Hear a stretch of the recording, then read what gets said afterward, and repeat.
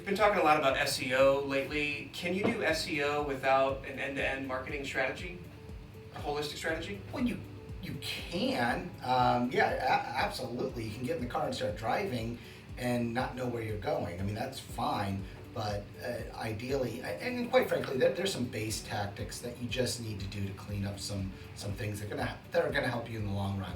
But like with any one-off tactic, it probably isn't gonna have a lot of impact unless you have a strategy and a plan as to where it fits in to your overall marketing plan and what the goal. And it's tied to a set of goals. It's tied to other tactics that are leveraging off the SEO.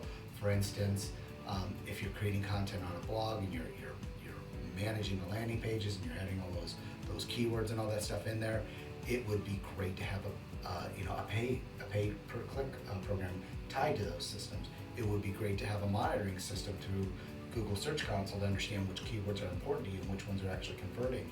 Likewise, it's going to make sense from an email program of distributing those emails based on topics of interest coming in from the SEO. So they all feed one another, and they all should be driving to some sort of measurable goal. But you can clean up SEO, but to me that's like eating the vegetables. Are vegetables part of an easy meal? I've used two metaphors in this explanation, so it's probably going to be problematic for people. But that's how I talk. Well, and to your point, SEO is just but one tactic, and it really is kind of a blanket term. There's a lot that goes into SEO as a tactic. But as you mentioned too, SEO is usually a long-term play. You're trying to build credibility, build value with your site, and show up in the search rankings.